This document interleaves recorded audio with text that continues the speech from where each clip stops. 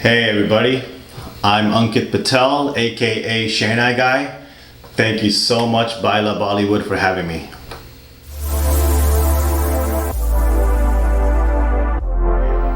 So I was actually born in England and then I moved to the United States when I was 12 years old. So I've never really lived in India, but obviously having Indian parents, growing up in that culture, I was very close to the culture.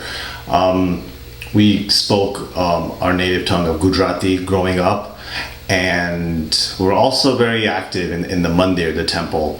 So through that as well, I feel like it really helped me stay in tune with the traditions and the culture that we have.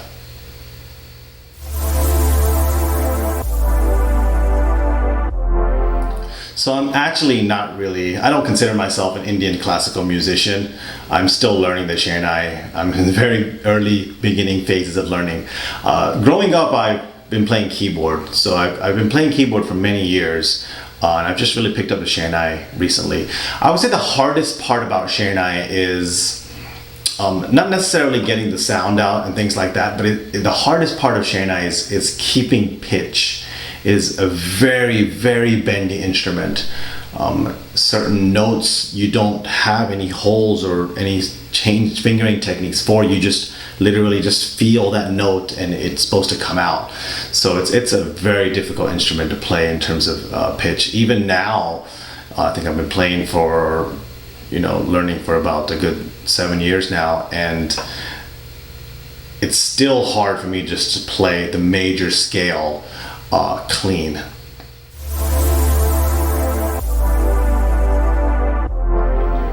So I actually like to come to India once a year. My spiritual religious guru is there. I like to visit him. My family is in Gujarat. I own an internet marketing firm where I have employees in India, and also my Guruji, my Shehnai Guruji, is in Mumbai. So I have a lot of ties with India. I like to go regularly. Obviously couldn't come this year because of coronavirus, but I like to go every year.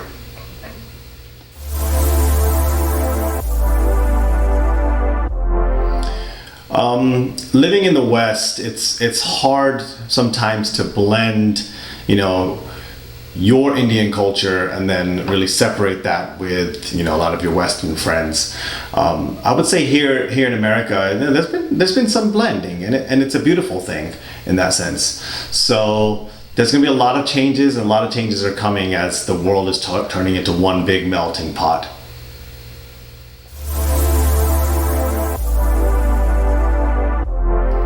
So I started this project primarily for two reasons. One is to educate the world that this instrument exists, this traditional, ancient Indian instrument exists, and what it sounds like.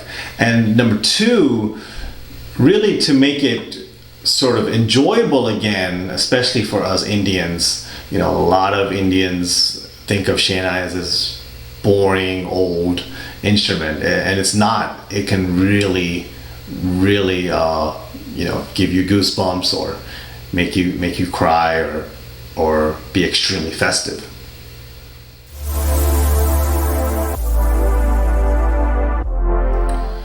It's been good. So I'm part of a band that I started back in 2010 called Jashan, and we do weddings, Indian parties, garba sangeet, things like that.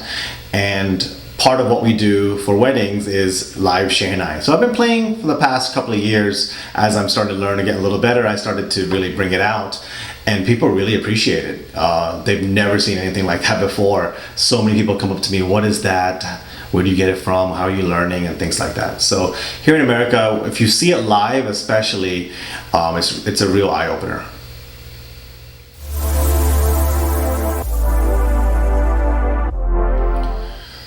So I believe United States and India have a lot of ties, especially politically with our current political climate. But as an Indian living here in America, I think it's important to understand what's happening, I guess, for us back home, even though technically it's not. But as you're in tune with your culture, in tune with your traditions, you can't ignore the motherland. So ties with India and and the United States is fairly important to me.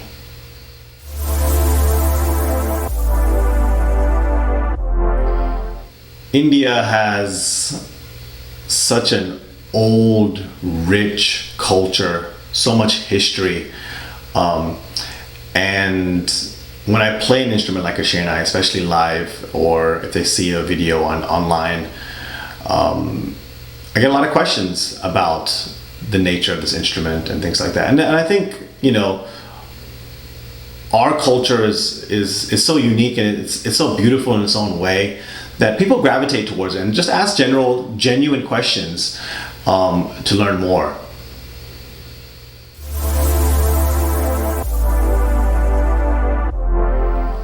A lot of kids these days, you know, the younger generation, especially about 10 years ago, were very heavily into Western music, and they really just want to learn that, you know, which is nice. It's a great thing. I would argue that pretty much everyone at one point in their life has had some sort of thought that they want to learn an instrument. But, you know, I think as time progresses, as cultures blend, as there's more fusion and more exposure to Indian classical music, or just Indian instruments in general, then I think more people, even in the West, will want to learn these unique instruments that we have.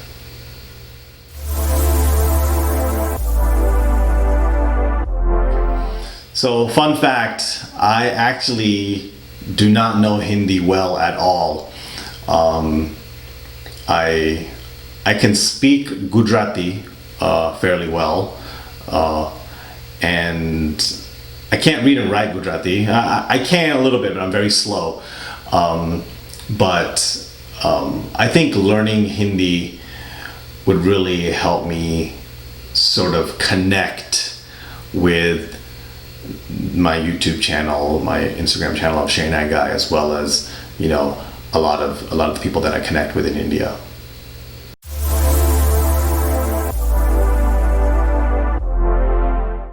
So fun fact, my second video on my channel was actually Disney's Frozen, a cover of Disney's Frozen song, and I'm a huge Disney music fan.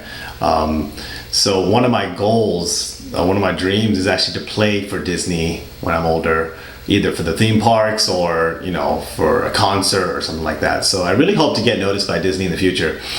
Secondly, as my channel has really grown, you know, I would possibly consider in the future going on tour, maybe joining certain groups, kind of like a Yanni caliber group, or starting my own.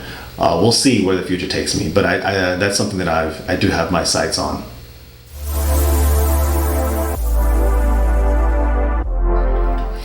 All right, Vive Bollywood, thank you so much for having me. It's a great thing you guys are doing, getting two unique cultures together, fusing it together, letting each culture learn about each other.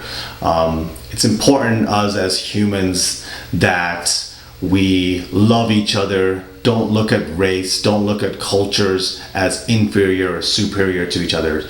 And it's a great message that you guys have. I'm glad to be a part of it. Thanks for having me.